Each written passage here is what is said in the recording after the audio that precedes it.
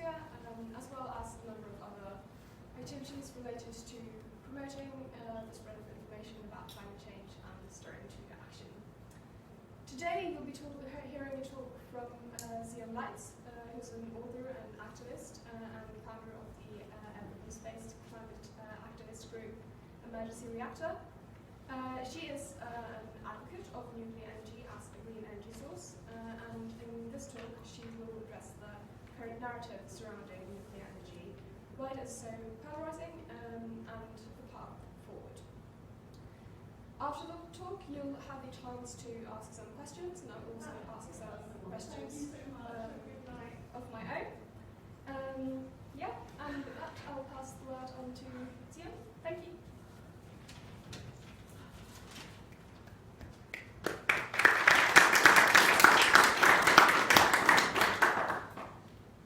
I don't have a clicker, so I'm going to stand here because I have quite a quiet voice, and I'll just move back and forth. So hi everyone, thanks for coming to hear my talk. Okay, so some of you might know a little bit about me, but this is some of my background. I've been a climate activist for a ridiculously long time, longer than I look, and I have taken part in a lot of different kinds of actions over the years, including some that got me arrested, which I don't do anymore, but it's, you know, when you're young and you learn about climate change and you're very concerned about it and you want to take action, that kind of is the avenue. You get involved in environmental groups, you kind of, you know, learn the way that they campaign, you learn what they campaign for and against. That's exactly what I did. It was a very normal route for someone to take. So these were some of the different actions. I mean, this is an Extinction Rebellion action just a few years ago where we blocked the roads in Bristol. And at the top left we have an event in Edinburgh where it was part of a group called Camp for Climate Action. It was a little bit like Extinction Rebellion, but many, many years before. It didn't really take off. We never had more than 100 members, but we were doing the same sort of thing. And one of the actions, every year we would take a different action. We would target a specific entity, and that year we were targeting RBS banks because they were investing in tar sands, and we were protesting tar sands. One year we protested Kingston Power Station, coal-fired power station. Every year we had a different action. So for this action, we went up to Edinburgh for the Edinburgh Fringe, and we did some sort of, you know, theatre, which if anyone's been to the Fringe, that could sort of fit in with what was happening anyway. But we put an activist slant on it, so we went around all of the banks, and we weren't dressed like this initially. We had normal clothes on. We went in the banks and we shut down all the RBS banks in Edinburgh because A, RBS is based there, and B, they're investing in tar sands, which they don't anymore. I'm not claiming that was to do with our protest. But we shut down the banks, and obviously, you know, we were arrested, and we also had these indigenous people flown over from where they lived in Alberta in Canada because they were being told that they had to leave the land because of the tar sands. And yeah, so I cared very deeply about these issues, as many environmentalists do. And basically our kind of strategy was protest fossil fuels in every different way possible. This was 15 years ago. So I've changed my approach a lot now because honestly I don't feel that a lot of it has worked. And actually I'm now more interested in what we should be promoting and standing for and advocating for rather than just being against things. So this all came to a head for me. I've been very involved in this movement for so long that when Extinction Rebellion was created, I was not there at the beginning, but I was invited to join quite quickly, and I was told you could be a spokesperson. And I was a little bit put off because I had been part of these protests for so long, and I just felt like they don't really achieve anything, and you know, you're causing disruption, it would upset people, but they offered me, you know, a platform to talk about climate change, and I sort of thought, if I don't do it, then other people will do it, and you know, maybe some of the messages I have should be heard by people. So I kind of reluctantly took this position, and then felt the heat 2 years later when I was invited onto the Andrew Neil show, and the first question he asked me was, you know, are billions of people going to die by the end of the century, which was a claim that one of the Extinction Rebellion founders had made. And I disagreed with this claim because there was no data to support it, and what he didn't know was that I had been involved on the inside of the group saying we should retract that, where I was involved in a group, actually I was leading a group myself and other scientists to say we should retract that statement because it shouldn't have been made, and there was a big sort of fight happening on the inside, so I was asked to defend it, and as a spokesperson I didn't feel like I could. As an individual who is evidence-based, I didn't feel I could, but as a spokesperson, I probably should have. So I actually quit after this. It was the last speaking event I did for Extinction Rebellion. They put this clip of me online, and it had 2 million views overnight. It was terrible, terrible for me, because people were saying, she doesn't know what she's talking about, they're making things up, and that, I kind of thought, this is the problem. This is the problem with these kind of over-the-top claims that people are making about a very real issue. And the other thing that was interesting, which took longer for me to think about, was Andrew Neil asked me, all right, you want to stop gas, I'm not against that. What's going to replace it? What will replace fossil fuels? And it was interesting because I sat there I just spent a lot of time in that seat just thinking, what am I doing here? Because I really wanted to say renewables, nuclear energy. And I knew, as part of the group I was in, I could not say nuclear energy, so there was another problem there where I thought, actually a lot of people care about climate change and they're asking for solutions. We're not really talking about them, and actually this group specifically says we don't talk about specific solutions.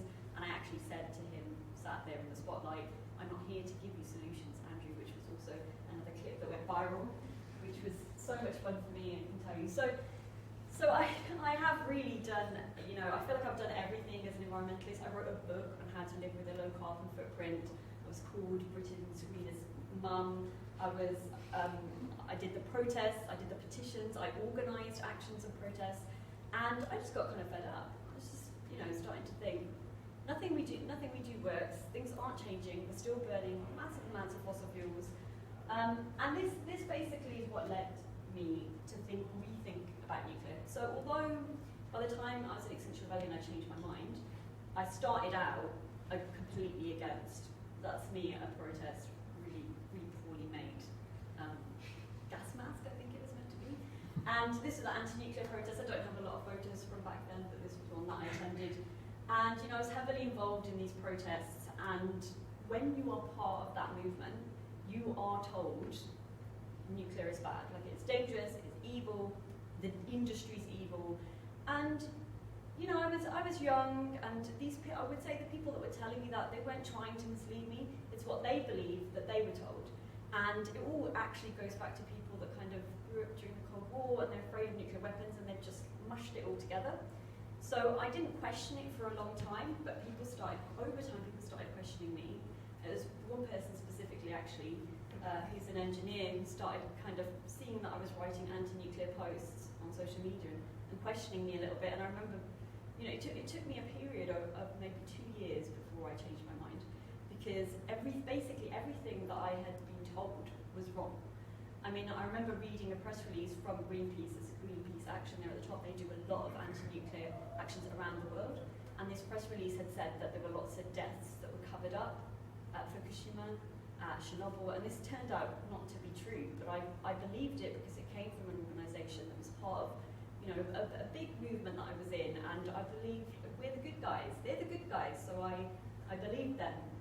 This information isn't a new thing. I put an example on there from back in the 1930s, which is, although we probably think, oh, there's a lot of misinformation now about vaccines, it's not new. None of this is new. It's been happening for a long time. And vaccines are a really good example here, because when I wrote my book that I showed you on the other slide, I had a chapter in there on vaccines and kind of the importance of them, how they work, and how they help to eradicate preventable diseases and measles and things like that. And when that book was published, I was quite heavily attacked by the Green Movement, or the Green Parenting Movement, which surprised me, because although I knew a lot of them didn't like vaccination, I'd never really experienced that before. So I often liken that to now, when I talk about nuclear energy in climate spaces. It's exactly the same sort of, I used to be called a big pharma shill, and now I get called a, big energy shill or whatever. And it's quite similar, and it's quite interesting, because to me they're very similar things. A lot of people who believe that we should have vaccinations are then saying we should have nuclear energy, but it's the same thing. It's the same scientific methods underpin all of these different discoveries, if you like. So I've started challenging people, and this was really what changed my mind. So when I was in Extinction Rebellion, we were really kind of follow the science. We were all about following the science. And that was meant that was meant in an honest way. People genuinely in that group wanted to get things right. So we would always quote the Intergovernmental Panel on Climate Change. I went in a lot of interviews quoting the IPCC. This is a United Nations body of hundreds of scientists around the world who come together and decide, what is the data on climate change? How many of us agree that it's really happening? And the consensus of these reports is 99%, which is really high consensus. And what I realised was the same kind of data that we were discussing in these in our meetings, and we were talking about how do we communicate the seriousness of all these climate scientists are really concerned. They're all agreeing that climate change is human caused and human driven, and we should do something about it. And I was reading one day. I was reading this report, which is from 2018 originally, in different iterations since. It's called the 1.5 warming report. And that same report has a section on mitigation, and it's really unfortunate that we talk about the scary bit about this is the problem, what's wrong, but we don't talk about, well, here are the solutions. Here are what those same scientists, with that same report that has 99% consensus, those same scientists are saying, here's some solutions. We just completely ignore those. And when I realised that and I started trying to talk about it, I was just told, we don't talk about solutions, we don't do that, which I think is unfortunate, and I think we're still seeing that now with the splinter group. There's been several splinter groups that have broken off from Extinction Rebellion. We've got Just Stop Oil, we've also had Insulate Britain, and Stop Private Jets UK. They're all splinter groups, and they were again quite kind of desperate and concerned people who have gone on to do even more extreme, powerful actions to get media coverage, but it's always the same message, which is we want you to stop doing this, but it's never what can you do instead, which I think is actually problematic, and it's kind of stalling the conversation. So yeah, this is just a small segment of a huge piece of work with lots of data in it, and it just basically says there are 4 different pathways to decarbonisation. All of them include substantial amounts of nuclear, some more than others, and that for me was enough. The scientific consensus says we should have nuclear. So these are climate scientists that are completely aware that there are risks and risks with all energy sources, and they put that in there anyway. So that changed my mind a lot, and I had to. It's really hard to change your mind, actually, especially when you've said things publicly, and then you have to say, well, actually, I was wrong, and then you try and say it quietly, and then it's all over the news, basically. And one of the biggest things that I was concerned about was waste. Just kind of radiation and waste tend to be most people's concerns. And I know this is really simple, boiled down, but it's true, right? I used to think that nuclear waste was, that it was really polluting. People will still say this now. Environmentalists have said this to me now. It's really polluting. Have you seen what comes out of the cooling towers? It's just water vapor. But to show you more actual data,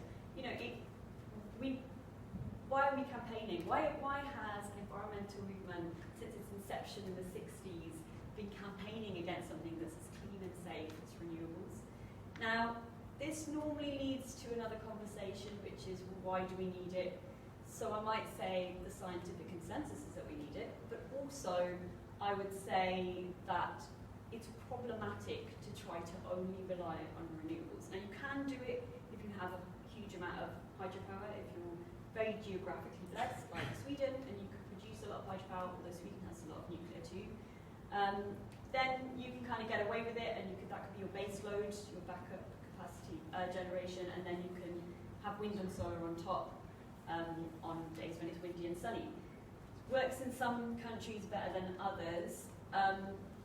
But basically, if you don't have huge amounts of hydropower, it's fossil fuels, and that's it. So you either have nuclear or fossil fuels. That's what most of the world gets to choose between. And most of us are actually heavily dependent, like the UK, burning a lot of fossil fuels. And this conversation just doesn't move on. There's been very little movement, and the little that I've seen recently has been because of energy crisis rather than because of we need to bring down emissions. We have known since before I was born that we need to bring down emissions, that climate change is an issue, And yet we're still having these conversations that, well, we don't want to build nuclear, it's not safe, it's not clean. It is safe and it is clean. This is really good data from this university, in fact. So a good example of this, where it works. So some people have then said, where's your evidence that it works? Well, it has worked in France. France has decarbonised very quickly in the 60s and 70s and 80s. They built a lot of nuclear reactors, almost 60 reactors. And yes, some of them are old now and they're coming offline, but they have provided stable, clean electricity for French households and businesses for decades. Never had a meltdown, never had any problems. They are also building lots of renewables, that's great. They have a good, clean energy mix. And that's how long they took to do it, 10 years. Sorry, it's quite tricky not having my slides. Okay, and then we have an example of Germany. So Germany took the opposite position to France, whereas I realise there's a lot on this slide, but I will explain it. German politicians, mostly led by the Greens, Angela Merkel, they reacted really badly to the Fukushima Daiichi power plant meltdown in Japan in 2011. And why did they react like that? I mean, Germany's not going to be hit by a tsunami and an earthquake, but the meltdown scared a lot of people around the world, and they made a decision to phase out all of the nuclear power plants. They had 11 power plants. They're going to shut them all down, and they're going to replace it with renewables, only renewables. And this was their plan, and even after they made this decision, there were multiple reports that said it's not working, the numbers don't add up. You know, it's good to be ambitious, and it's definitely good to set these climate targets, but they were kind of ignoring the fact that renewables just wasn't enough, basically, to replace fossil fuels. And now, because there's an energy crisis and they're heavily dependent on fossil fuels from Russia, and that's been cut off, they are having to reopen their coal-fired power stations. So it's good that they close their coal-fired power stations. We do need to move away from coal. But they closed their coal and their nuclear, all their base load capacity gone, all their base load generation just gone. And so now they're reopening their coal-fired power stations, they're thinking about lifting the ban on fracking, and actually, after lots of pressure, they've decided to keep open their 2 remaining reactors, which they were decommissioning, they were shutting down. After a lot of pressure, even from German people, who actually have really shifted now because they're in an energy crisis and it's so expensive to turn the lights on, and also because, they're having to ration energy. Germany being told, shower for this long, and apparently they're very good and they're following the rules, but it's not enough to get them through the winter. It's really worrying for a country that gets very cold, colder than here. And but what's really unfortunate is that this was predictable. They completely just had this ideology that nuclear is bad and scary, and it kills people. Yes, all energy sources do, as I showed you from the data on deaths from different energy sources. Nothing is completely 100% safe. So you have to think about weighing up the risk. And I understand that people have irrational fears around meltdowns because it's scary. I used to have those fears myself, and I used to protest against nuclear because of it. But when I learned about the data and I understood the implications of, first of all, not decarbonising, continuing to use fossil fuels. Secondly, especially continuing to use coal, which I'm sure many of you already know, but millions of people die from air pollution from fossil fuels a year. Like that's something like 8 or 9 million. That's conservative estimate. So that's before you think about climate impacts later down the line. Like right now, we have to get off of these fossil fuels. And often, when people are made sick by fossil fuels, people who live around coal-fired power stations, we don't have to live around them. We would never allow them to be built here, but we will import it.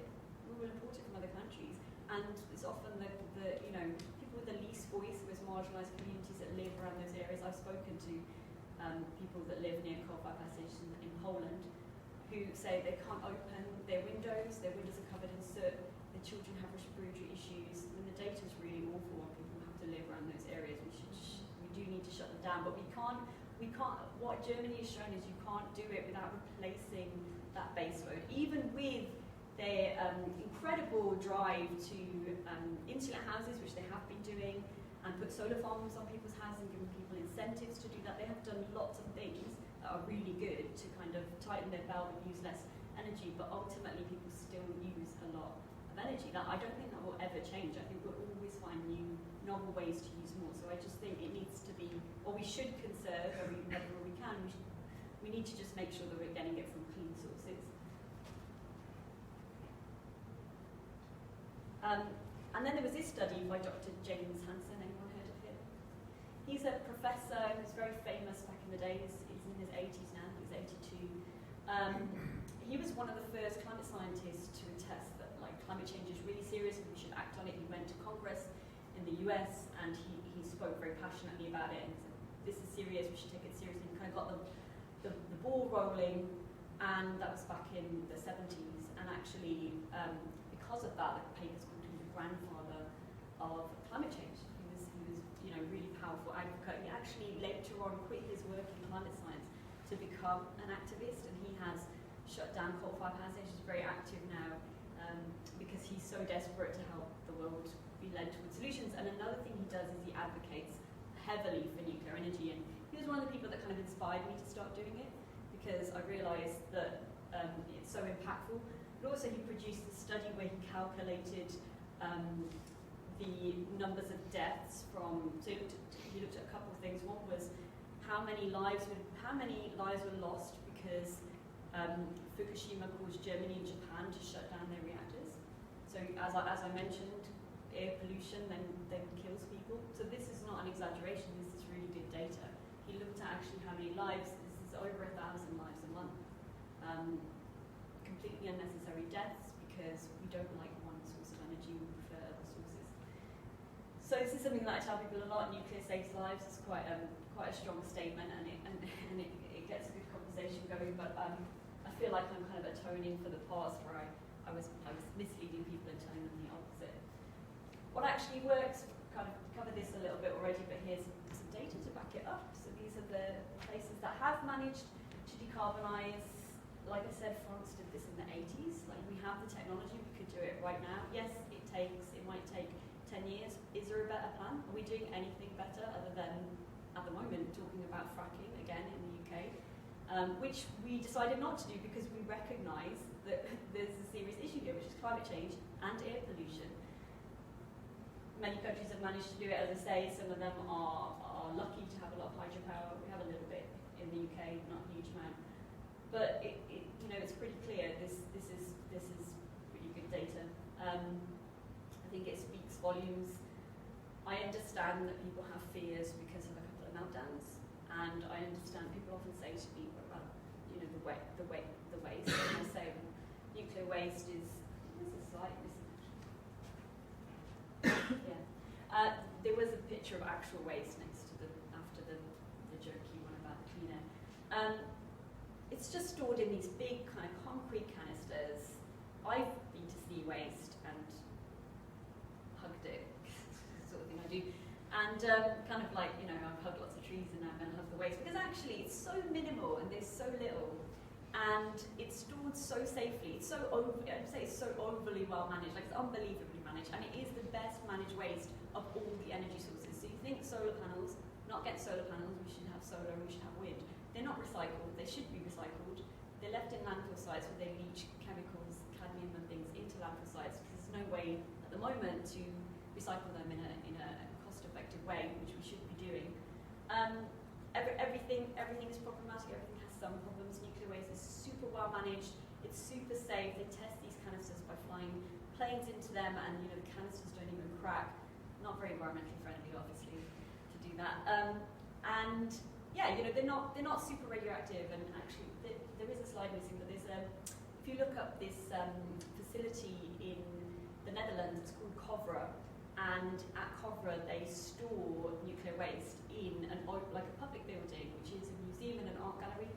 And I really want to go and visit, actually, I will at some point, and you can go and have a cup of tea and you can look at the art. The room's really beautiful building. On the outside it's painted in orange and it says =mc², and you go inside and they've just got the canisters just painted in the rooms, which I think is the best way actually to show people the waste is not scary.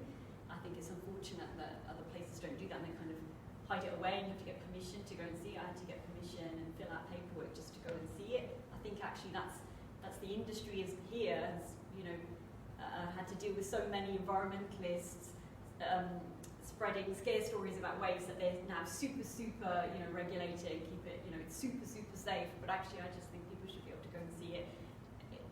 Here's another example. When the Fukushima Daiichi power plant melted down, they actually had waste stored in big casks on the site, hit by a tsunami and an earthquake, which I think is probably the worst case scenario you can think of. Not even damaged, didn't harm anyone. So yeah, we have this idea of the waste is so scary, and actually it's just so minimal and it's so well stored. And yeah, okay, it is radioactive for a long time, but it's safe in a container, just like there's radioactive elements in the ground beneath your feet. In some regions, more like if you live in Cornwall, you're exposed to more than in other regions because it's natural and it exists in the ground naturally. So I have been. I still consider myself to be an environmentalist. I'm wearing a warming stripes dress. Anyone know what this is?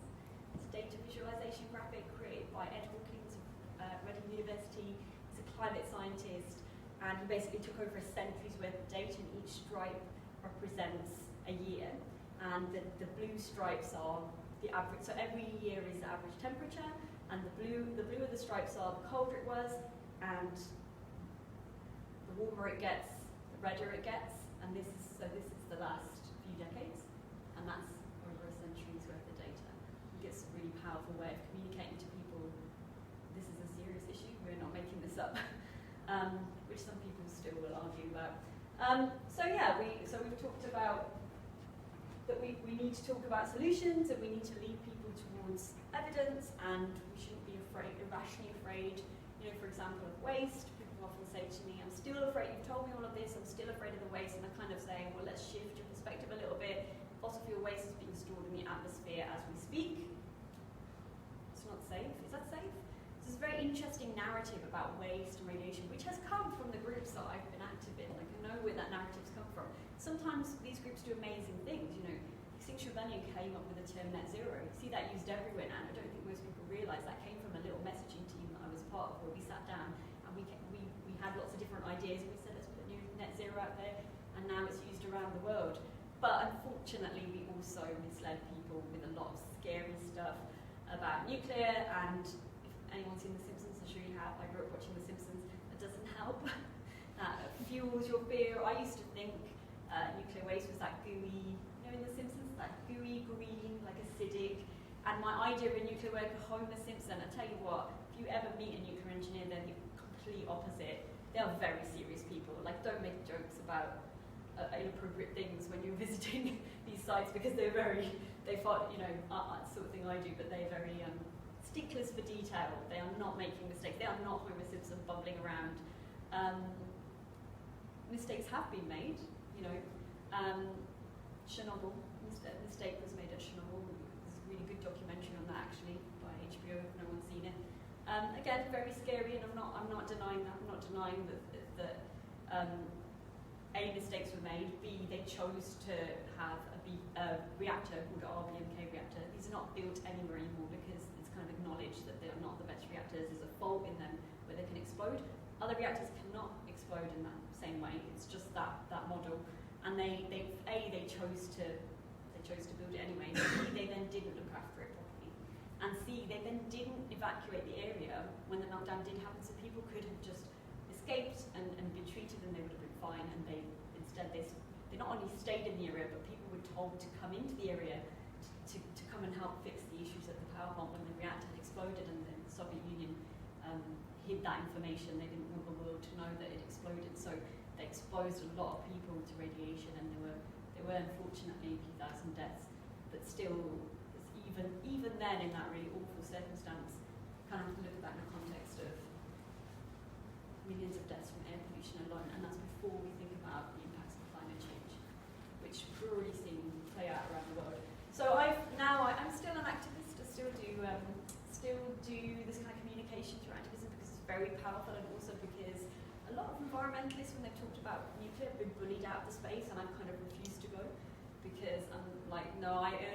I earned my stripes. I did my time. I got arrested. I sat in roads, blocking roads. I had viral clips on TV. Was attacked so heavily for having these kind of party lines, being part of these groups. So I refused to go, and I've been kind of chipping away on the inside. And I'm glad to say that actually a lot of younger environmentalists are changing their minds, or even they don't even have a bad perception to begin with, because they're already growing up with a much scarier thing than nuclear, which is climate change. It really concerns them. So that kind of fear, that Cold War fear hasn't really crept in yet. But also I think there's a little bit of animosity there between the younger gen and the older gen, where they're kind of like, well, you didn't fix it, actually, maybe we should try something different. Actually, the older generation made it worse. And people like me, by campaigning against a clean energy source that the world needs to decarbonise, we made it worse. Which is why I now go around talking to people and explaining the data and explaining that needs to change. So this was an action we did at COP26 last year, and going to COP this year as well. And we'll do some actions there. And we basically dressed up as, so this is an AOC, do you know the AOC dress? So AOC wore a dress to the Met Gala just before this happened, and she had a message painted on it in red, and it said, tax the rich. So I copied the dress, like the style of the dress, and I painted the more nuclear on it. And all I did was walk around Glasgow and COP with it. And journalists were like running up to me, what is this statement? Is it ironic? And I said, no, actually the scientific consensus. And it was really, really good conversation starter just doing that, basically becoming the meme of AOC wearing the dress. But what we did was we staged a little theatre piece, which was Rob here was dressed as renewables and I was nuclear, and we had a little wedding. We played the wedding march, and then Cole jumped in, and Cole tried to stop the wedding and steal renewables. And it was, it was actually really controversial.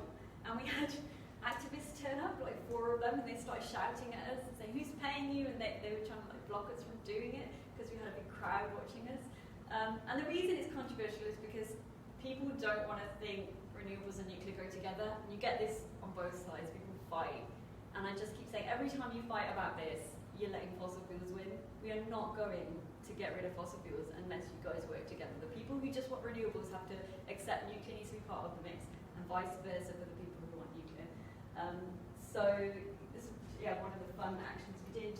And this is another meme. I like taking memes and then like making them real life. It's a very meta thing to do. So we took this this Change My Mind stall around the UK, different cities, and we just sat there with a stall, Change My Mind. Again, this is from a popular meme where you put a different message in. So I put in, being anti-nuclear is the climate equivalent of being an anti-vaxxer.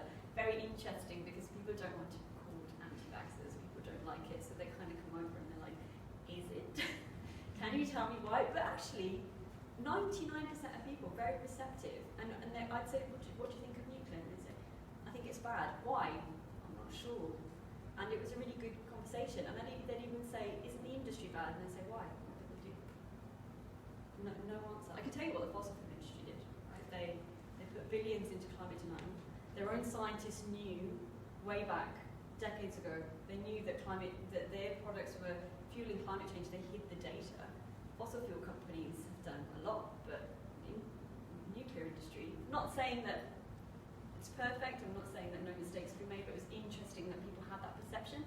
And again, I think it comes from The Simpsons, because Mr. Burns is like the scariest, meanest person, and that's probably the only representation of the industry that you have anywhere, because the industry itself doesn't do a lot of advocacy, sometimes when people say, oh, are you a nuclear shill, the industry, I'm like, I wish the industry did this job. If they did, then we would all think it's great, right? We would all think natural gas, clean coal, this kind of language that you get from fossil fuels or big tobacco style messaging. You don't get that from nuclear. A lot of that has come from grassroots activists, and a lot of it has come from environmentalists, most of whom used to be against it back in the day. So we took this stall around and we handed out bananas to people. So this specific photo was taken in Bristol. So we had hundreds of bananas. We handed out about 500 bananas. And it was interesting. Every banana is a conversation. There was a team of lots of volunteers, and it was really fun actually. You hand them a banana and say, "Did you know it's radioactive?" And they drop it on the floor, and then they'd be like, "What did I do wrong?" Again, what is it? And what did you do to the banana? And it's natural. It's naturally radioactive. Humans are naturally radioactive. It naturally exists in the earth. there is man-made radiation and there is natural radiation, but the same impacts on both. So we had lots of conversations about that and about waste, and again, 99% of people just were always saying, actually, I support that. I kind of didn't realise, but I'm happy to know that. So, which is why I say actually, it's about it's not that people are against science; it's just they don't have the information. That communication's not there. So it's so valuable to do small things like this, just have conversations. This was a bit of a cheeky action that we did recently because Greenpeace continues and Friends of the Earth continue to heavily campaign against nuclear. I've been involved in both those groups in the past, so I understand why they're doing it, but they've got to shift on this. So we basically were dressed as chimney sweeps, and we went down to their very fancy headquarters in Islington in London, and we dumped a load of fake coal on their doorstep. And we did the bell, and we wanted to have a conversation with them. We thought it was quite a fun protest, but then they were scared of us because they wouldn't come out. And we were kind of saying, we thought you liked protest, come out. And eventually some people cycled up to go in, and we grabbed them and said, we're not scary, we're like you, but we want to talk about why you're against nuclear. And it's interesting because one of the people we spoke to was a team leader at Greenpeace, so quite high up. And she actually said, I don't really have a problem with it. And I said, do you realise the group that you work for campaigns really heavily against it? She kind of said she wasn't really aware, which surprised me, but maybe she wasn't. She works in a very specific area. And I said, can we have a conversation with you? And she said, we'll go in and consult. And then she didn't come back out, but she was like, people don't really want to talk to you today. And so I said, what can we do? She said, well, how about you send us, she was very open-minded, she said, send us a letter, I'll circulate it to her entire mailing list, which she did, to her credit, which she did. But unfortunately, they then put out an official statement saying, no, we are still anti-nuclear. So it's a shame because they do a lot of good work as well, but probably one of the most important things is that we decarbonise. It's only one of the solutions, but to me, it's one of the easiest. Like everywhere could have this programme to just very quickly decarbonise. And you've got climate groups blocking it. Again, this is shifting a lot, and this is shifting because of grassroots activism. It's not because of people having conversations behind closed doors. It's people, again, we wrote an open letter to Greta Thunberg. She's now changed her mind and said, actually, it's madness. She said live on television, it's madness that Germany is closing down its nuclear power stations. And that's a huge moment for us after years of kind of handing out bananas saying nobody's listening to us. Actually, they were listening, but it's very hard to know whether your protest is working at the time when you do it. Anyway, obviously it reached her, and she even said the IPCC, I still think it's dangerous, but the IPCC scenarios conclude it, which is, fair play to her. She's on that path to changing her mind. It doesn't happen overnight. And then miraculously, that same week it was announced that they'd be extending those power plants in Germany, but they still want to shut them down. They'll be shut down in April 2023, which is interesting. We do not need electricity in 2023. What's happening? I don't really know what's happening, but I'm hoping again it's that kind of small step. They don't want to just say we were completely wrong and oh no, we lost lots of electricity because we shut lots of nuclear power stations and now our country's in crisis. So I think it's probably that kind of small step, and we should allow people to make those small steps because that's a natural human thing. It's hard to change your mind, especially publicly. So it just comes down to this really. This always gets maybe you're quite an evidence-based crowd, maybe it won't be controversial here, but it always gets some surprised kind of looks because people don't want to be on that side. People desperately don't want to be on that side. But you'll find that a lot of people do have unscientific views somewhere in there. A lot of us do. I often kind of question my own views. Have I picked something up that's wrong? Some people have it about maybe GMOs. They don't like GMOs, or some people think organic food's better. There's lots of data on these things to say, well, actually, wrong. So this is what it comes down to. And being able to communicate is really important because on this side you have amazing visual, arty, activist communication, and actually that's very powerful. Activist messaging drives far more than you realise across society. It influences policymakers, it influences politicians to make decisions, and often irrational decisions. So it's really important that there are people communicating the data, especially in novel ways that reach ordinary people. And that's the talk, and I will now take questions.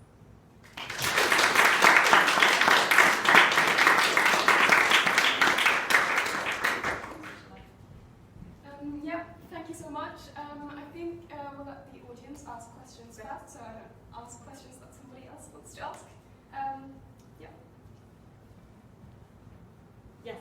I'm surprised you didn't mention that seems to be right for pro-nuclear lobby in the sense that the British government is now heavily backing nuclear. President Biden in his Inflation Reduction Act actually slipped in going to pour $30 billion extra into nuclear, and the EU taxonomy has just accepted nuclear as a legit sustainable investment criteria. So three major groups around the world seem to be also endorsing your message. It's correct, but it's still a fight. So the EU taxonomy has been fought by Friends of the Earth, who submitted a legal challenge to get nuclear removed. If you don't know, the EU taxonomy is really important. It decides what gets funded by the EU in terms of energy sources. So if nuclear's not in there, it's dead. No one wants to fund it. So it is in there. That's amazing. We fought really hard for that to happen and had a lot of conversations, and now it's in there, but now they're trying to get it removed. So hopefully nothing will come of that, but the campaigners could be very successful. So we're keeping our eye on it. Biden slipped it through, which is interesting. I often tell people, because they don't realise, in the UK it's not just the Conservative government that's pro-nuclear, Labour is too. Labour has been pro-nuclear for a long time. Tony Blair was pro-nuclear back in the day. It's unfortunate, and if you go even further back, Margaret Thatcher was pro-nuclear. It's unfortunate that it hasn't got a move on here. I think here we have a lot of support for it, but we need to look very closely at what the barriers are. One of the things that people in the industry have told me when I've asked them, why is it taking so long to build them? There's a shortage of workers in this country. We don't have enough workers, and I don't just mean nuclear engineers, I mean welders and builders. We have a shortage, and so if somebody goes off sick or quits, there's huge delays, and everything takes longer. In South Korea and Switzerland, they've built nuclear reactors in just 3 years. That's how quickly it can be done when you have the people to do it, and you just get on with the program. So we need to have conversations about that, and I'm glad to see that, because there's so much support, we're moving away from waste and radiation and all of those things to kind of cost and build time, which are valid things to discuss and talk about, and then we can look at actually addressing them and just get them built quickly, I would hope. Question from the lady in the purple top. So this is easier in 2018 when she did a talk, and afterwards people outside the talk were discussing about nuclear waste and were saying that you can take the nuclear waste from an old nuclear power plant and you can put it into a new nuclear power plant, and it will go through a melting process and it will come out the other end and it will be a lot smaller. Is that true? How does that work? That is true. It can be recycled, and there are places already do this. So I think even our waste goes to France and they recycle it, and they just get they clean out all the dirty stuff and they reuse it basically again and again. We don't have a program for doing that here. We don't even talk about doing that here, which I think is a shame, and another thing that needs to change. I think the problem is people are so afraid of waste. It's really hard to have a positive conversation about it, which is why I show surprising slides so people just kind of shift their perspective a little bit. Like I say, in the Netherlands, they've got it on display. Sweden and Finland are building deep geological depositories. They build them now, and they're burying them underground. But I feel like in a way that just adds to people's idea of like, oh, it's so dangerous. You have to put it really far underground. And I would prefer that it was recycled as much as possible, and that we should have programs for that. But yeah, it's completely possible. Places do it. Gentleman with the glasses. I was wondering, what do you think explains the kind of cognitive dissonance in a lot of environmental movements? I mean, I'm from Germany, so I completely a lot of what you say resonates a lot with me, because I think my parents' generation is totally on the basically in Germany, the Green Party was founded as an anti-nuclear party. But then again, the Green Party, I agree with a lot of things the Green Party says now, especially in climate change, because they all say follow the science, and that kind of is what convinced me at some point to be like, well, wait, why have I always opposed nuclear? It's basically the reasons that you presented here. But kind of, I think, within a lot of environmental movements, as you've already stated, that still kind of remains. Everybody says follow the science, but then nuclear kind of fear is still the decisive factor. So what explains that? I mean, so going a little bit into theory here, and I don't want to sound too conspiratorial, but I wrote an article about this because I was looking into it myself. I understand why the stories caught on. It's very easy to tell a scary story about nuclear, and stories are more powerful than data always. stories stay in your mind, stories really influence people. I was influenced by stories. So I started looking into it, and I found a lot of the early environmental groups like Sierra Club in the US, they were actually founded and funded by fossil fuel companies and were told predominantly you're anti-nuclear, that's your main campaign, and they were founded on that basis. And I think what happened is they were very good at campaigning and getting that messaging out, because actually if you go far back, before I was born, people who talk about nuclear when it was created, they thought it would save the world. Like, they were really positive. The atom is an amazing thing. And you look at some of the communication from that, it's really amazing, they're explaining how reactors work, and people are really on board with it. And then suddenly there was this shift where suddenly it's the most scary, awful thing, when actually we should be saying that about fossil fuels, which we know the data on fossil fuels, right? But instead it became about nuclear, and suddenly that then impacted politicians around the world, especially green politicians, including here, right? The Green Party here still oppose nuclear. And I think once that story was set in motion, once they got that scary kind of narrative out there about radiation and waste and meltdowns, that just influenced so many people, including politicians. They're just people abroad, and it's very hard to shift that, which is why I do kind of surprising things like, you know, wear a dress that says build more nuclear. Really surprising at COP, people just running over, like, what does it mean? What does it mean? It looks like you're for nuclear. It's like, that's because I am. But, you know, it's so surprising to people, and it's helping to change the story. It's kind of like, oh, well, she doesn't look that harmful. What's going on? And then you have discussions about it. And so I think it can be, the damage can be undone. I think the issue is that for many decades it was not challenged. The industry did nothing. They do not do communications. I did one action. This will tell you I don't work.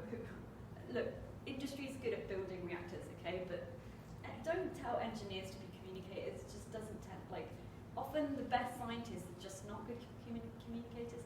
So early on when I started out doing nuclear advocacies, before I founded Emergency Reactors, sort of a place for these people to come like myself, I started out with this group called Nuclear for Net Zero. It's just like a small group. We went down to Suffolk and we swam in the sea there to show like it's safe, you know, yes, they're building another reactor here, but it's already an established site. You know, birds are flying, there are rare birds nesting there, it's a beautiful place, it's okay, guys, you know, because a lot of people were saying we shouldn't put another reactor at Sizewell, at the Sizewell site, and the industry contacted me because they saw I was advertising online saying come along, and they actually asked me not to do it because they were worried that if in some way it backfired, people would hate nuclear. And I had an argument with them because I replied and I said, do you think it could be worse? Like at that point, that was 3 years ago, so there's a lot more positivity now. Back then, when I started out, it was very negative. And I said, well, how could it possibly be worse? But they were just afraid of the communications. That did kind of win them over, but they were like, can we send someone along just to keep an eye on it? We've heard anti-nukers are coming, and I said, I'll just talk to them. I'll just give them some bananas. They're just people. But I think because I used to be one of those people, maybe I'm just less afraid of... Anyway, they're very afraid of the anti-nukers, and they just stay very quiet. And I think that hasn't helped. It's taken grassroots activists, usually environmentalists, to come out, and people like James Hansen to come out and have, you know, have the conversation, make the arguments, and just have a very powerful presence about it, which is helping to shift things, but it's completely grassroots people, and I wish it had been done decades ago, because it was grassroots people in the first place who were somewhat, some of them were funded by fossil fuel industry, that helped create the narrative, so which is why I say that it's about changing that narrative now. Gentleman with the grey shirt. Yes, hi. One aspect that I didn't hear you mention that I'm really curious about is your feelings, your thoughts about the problems that existed with uranium mining and refining. I'm from the United States, and I think a lot of communities there, and also a lot of Native American tribes where those activities took place, would take issue with the description of the nuclear industry as being as safe as renewables, or very safe and clean. A lot of communities suffer very high risk of cancer. There is real environmental pollution that happened from those processes. And the companies that owned those facilities are very large corporations. Karen Silkwood, you know, is a famous story of a woman who worked for the Kerr-McGee Corporation, who was refining uranium, and was apparently killed by that company.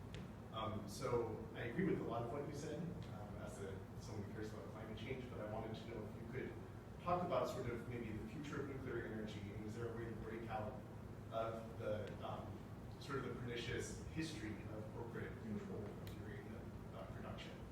Yeah, so I mean, mining mining is always a problem. I used to be that kind of person who would just be like, stop all mining, very unrealistic, it's not going to happen. We depend on it for everything. Everything that we live with has been mined from somewhere. It's come from somewhere, including solar panels, including wind farms. You look at wind turbines. You look at solar. Have you looked into solar mining? And people that are kicked off the land for that. Lithium is needed. Cadmium is needed. It creates toxic pools of waste. I'm not saying we shouldn't, just like I'm not saying with nuclear that we should leave it behind, but we should absolutely make sure those communities are protected. And again, these conversations don't happen, and it's unfortunate because,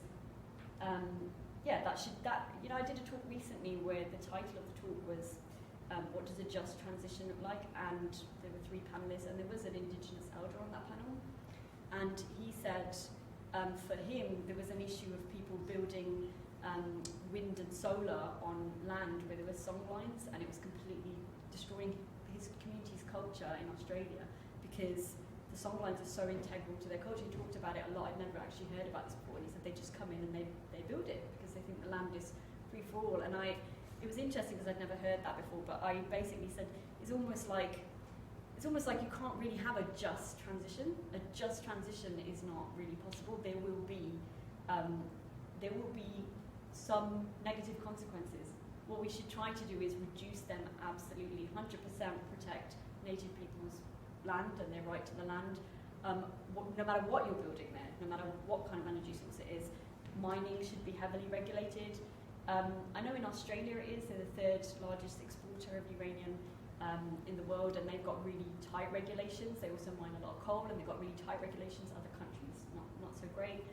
I completely agree with you, but we need energy, right? Where are we going to get it from? There will be some mining no matter what we build. For me, it's kind of go with the thing that needs the least amount of material, which is uranium, extremely energy dense, creates a huge amount of power, and needs a tiny amount of land, smallest land footprint actually of all the energy sources. Those for me are strong arguments. I don't put them in my talks because I don't want to sort of make it sound like I favour it over renewables. I think we should have renewables, but there are also land issues and mining issues with renewables. So I don't know exactly what the solutions are, but I think they should make reparations to those communities. They should make sure future communities are protected, and the governments need to be very transparent. I think because it's hard to find out actually what's happening with, like with solar, like where are the panels coming from? Who are they making? Who's making them? Did you know there's a Guardian article found, an investigative researcher recently found 40% of, what was it called, polysilicon comes from Uyghur people being forced to mine it in China. Right, so buy solar panels, but can we make sure they're not coming from slave labour? But it's not, that conversation's not even happening. It's very hard to have those conversations. Nothing is without consequence, but we should definitely look at those issues. I completely agree with you. But my point about the industry was not that it was perfect, it was that every time someone said it was bad, when I asked them why, they did not one single person gave me that legitimate reason. It was just an idea that they're bad, whereas I was trying to say we should have that feeling and idea about fossil fuel companies. So when I was protesting tar sands, they were kicking people off the land, Indigenous people off the land in Alberta. They were just like, we bought this land now, that's in Canada. We bought it now, off you go. Generations of people that live there, really important to their culture. And then when they drill for tar sands, they leave these huge pools behind called tailings. They're absolutely disgusting. They're just like pools of dirty chemicals. It's uninhabitable. So it's really disgusting to the people that have lived there. They cannot go back there. And it's left like that. It's just not dealt with. Why is the Canadian government allowing that? I don't know. But that was what we were trying to highlight back then with tar sands, and those issues still continue today with all energy sources, I would say. And we need to have those conversations and address those issues. Gentleman with the straight on top. On the note of resources and solutions to those problems, where do you see thorium and 4th generation nuclear tech bringing us in the near future? I hear a lot of, thorium's kind of a buzzword, isn't it? I hear a lot of people excited about thorium. I don't really know. I don't know. Maybe you know more than I do, John. John's a bit of an expert on these things. Do you want me to? On thorium, yeah. As I understand it, yes. there's a lot of interesting possibilities with it. There tend to be people like Kirk Sorensen and people who talk it up to probably overclaiming what it can do and how quickly it can do it. And I think the issue is that all forms of what's called paper reactors, sort of designed for new kinds of nuclear, are fine on paper, but when you try to build them in practice, they take a lot longer. And what we've got at the moment is, it's better as the enemy of good enough. Maybe in 10, 15 years, people will actually be making real-world thorium-fueled reactors, and we'll be moving over to that. But it's not an argument against the existing technology that we can build right now and works. Yeah, so I didn't want to say it doesn't work, but it's like fusion. People ask me about fusion, and I say there have been amazing breakthroughs in fusion. Maybe it will power the future, and it'll be incredible if it does. But right now, no. Like right now, we can't build it now. We have a climate emergency right now, and lots of people dying from air pollution, which everybody forgets about. And we should just build what we know works now. And maybe there'll be more advances in the future. It will be a future solution. Yes. Yes. So one of the main arguments that anti-nuclear activists would usually tell you is about the risk of nuclear weapons proliferation, and I would like to hear your thoughts about it, because I feel that it's important to be precise as to who should be building nuclear reactors and what type of nuclear reactors should be built. Thank you for the talk. Yeah, I actually used to address this in the talks, but you hear it so little now as an argument that I don't tend to address it anymore. But it's a good point, because a lot of the fear of nuclear came from the idea of weapons originally. And I've got a good graphic, but it's not there, but it's on my website, emergencyreactor.org, which shows all the countries that have weapons and all the countries that have nuclear energy and how little overlap there is. Like, look at Korea, one half has energy and not weapons, and the other has weapons and not energy. So it's a misinformation, to say that if you have the reactors, you will have a weapons program. A lot of countries already have weapons. The UK has weapons. We have the bomb, and we don't have very many reactors. We're struggling. We actually have a lot of support to build reactors, but we're struggling to get that program off the ground. So, is there a link? No, I would say no. There is not a link. The strongest link I can think of is when the Soviet Union shut down their nuclear weapons program. A lot of the material from that was recycled in American nuclear reactors, and to me that's the best use for weapons. I'm not massively pro weapons. That to me is the best use for them. Shut them down and recycle it as fuel to warm people's homes instead of bombing countries.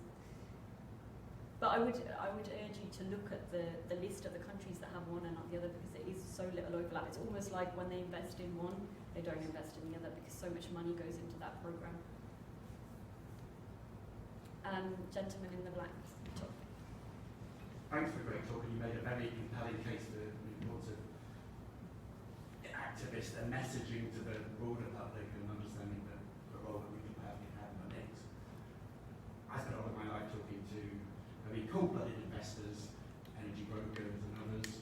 They're the reasons for not investing in nuclear power in the UK is the sheer economic case that I think Sizewell C is built that unless you build it with a build power future commitment to buy at a price point that no one thinks is anywhere near market value, of course they could be going wrong in that future market value. That's the reason they're not investing in new cases, either micro or macro scale plant. Do you think A, there's an economic case that can be made for new nuclear as opposed to keeping existing going? And B, should we be using an economic case? Do you think that it's so important for the clean mix that we actually should override it? I think so. So first of all, I would say, the cost to the global economy from climate impacts is estimated to be trillions. Like That is not an exaggeration. Those are the numbers, and we will see that happening. You know, in small, it will be a small degradation of society as we watch that happen. As we watch climate impacts, we think here when we have a heat wave, you know, it's not every year. It's you know, it's not that consistent, but more people die in heat waves.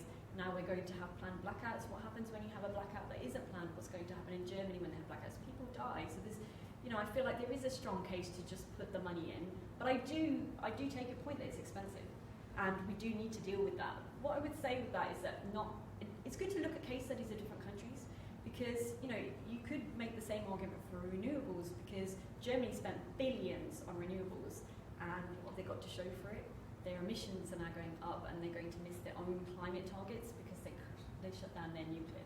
So there's arguments like that to me. Not that I'm saying they shouldn't have put money into renewables, and they help to bring down the cost by doing so there's other benefits. But if you look at somewhere like South Korea, there's actually a paper on this, on how the standardization of nuclear there brought the cost down. So what that means is, often when people think of technology, they think you should innovate and make it better, and that is mostly true in many cases. But with nuclear, don't do that. Build the reactor like this is how it's described to me by an engineer, build it like it's a Lego model. And then you have all the pieces, you know exactly where everything goes, that team knows how it works, and you build another Lego model, and you build another one. So that's what they did in South Korea. They just built the same again and again, and it became quicker. The research showed it became quicker over time because they're just building the same thing, and they get the expertise, they know exactly where everything goes, and as it became quicker, the cost came down significantly as well. That is the way to do it. So the first one will always cost money, and it's true, Hinkley's cost more than Sizewell will.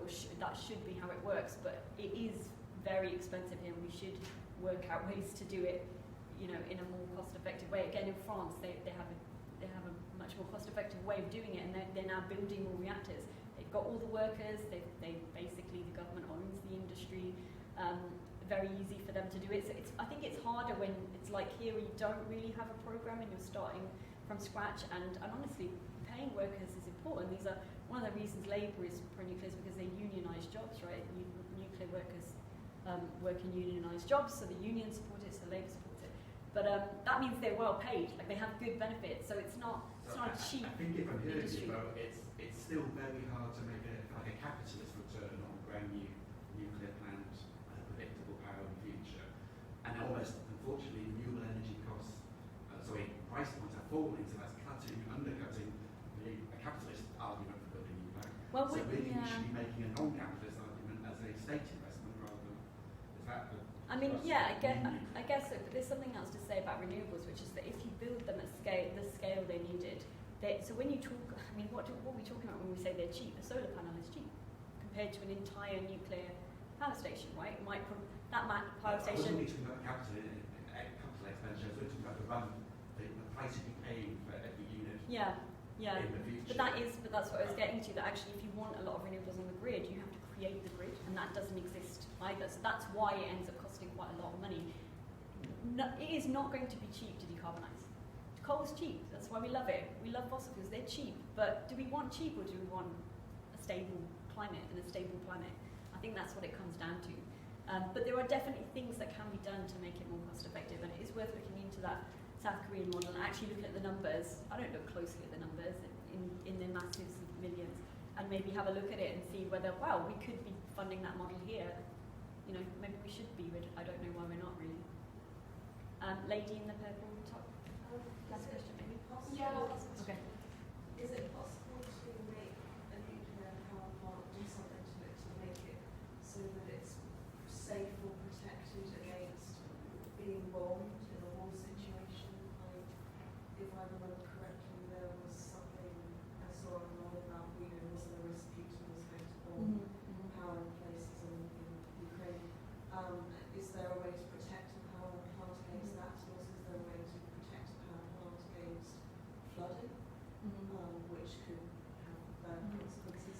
Yeah, they are super protected, which if you ever go on a tour, which you can actually apply to do, which I've done of Hinkley and Sizewell, you realise how overly protected they are. So if you even go too close to the perimeter, you'll get armed police come out and ask you why you're so close to the outside of the building. So it's ridiculously patrolled. But yeah, it's a good question, because I've been asked this a lot about the Zaporizhzhia power plant, the one that is now under Russian control, and there was a lot of worry when they came into the Zaporizhia plan. What are they going to do there? Can they? And there's a lot of questions. Can they turn it into a bomb? The answer is that the reactors there cannot explode the way that the Chernobyl reactor did. That it's not the same design. It's not. That won't happen. Could there be a meltdown? Yes, there could be a meltdown. The area would need to be evacuated. I don't know how many people are in that region at the moment. But that would harm the people, the Russians who are there too. They've kept a lot of the reactors operating and shut down some. I don't know what the reasoning for that is. My concern when they first went in was that they just shut it all down and Ukrainians would freeze in the winter. They have very cold winters. No one was thinking about that. That's probably the most dangerous thing. You're more at risk of bombs from Putin anywhere in the country. Just because it's a power plant doesn't make it more scary. He has atomic weapons. My concerns about Zaporizhia are the workers there who are not being treated well, who are not allowed to go home to see their families. There's a lot of intervention from the International Atomic Energy Agency, which is like a UN body that promotes the peaceful use of nuclear. So they go around different countries and they actually went to that site and tried to negotiate with the Russians. They didn't let them go. They got them to let some of them go home and other people come in and they shift away. I'm not clear on why they even keep it going at all. In terms of if there was a flood or something like that, they can be shut down very quickly. It would never be like a day after tomorrow, that feel like that kind of style of like it's flooding so much. If it was that's it, the planet's gone anyway. There would never be anything where they can't just take the procedures to shut the reactors down. There are procedures they can follow. I think one of the reactors is, all the reactors are shut down apart from one, which is providing site power because the site has been disconnected from the grid, and so that keeps things like the cooling pumps for all the reactors running. Right, okay, well that's why they've kept one running. But the biggest risk is that they've shut off, so Ukraine gets a lot of power from nuclear energy, and they've just shut that down. So that, I would say that's going to have more of an impact on people's lives than if I was going to say if they could turn the site into a bomb, but they can't turn the site into a bomb, but they could bomb the site, but it would be as bad as bombing anywhere, which they're doing anyway. I think that we're out of time for questions. Yes, I think we ought to round off. Thank you so much for a great talk, and I'm also glad we had so many good questions. We're very glad you could come and hold this talk, so if we could have another round of applause. Thank you.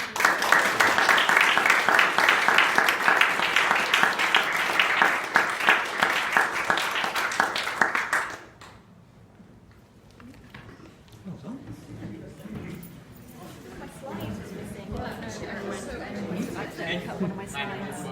I had a slide that was like the Cobra site. You've seen Cobra? You've seen Cobra in the Netherlands. Oh yeah, I know you were talking about it. I was thinking we needed a slide for that. Yeah, it's funky. Yeah. That was actually amazing. Thank you very much.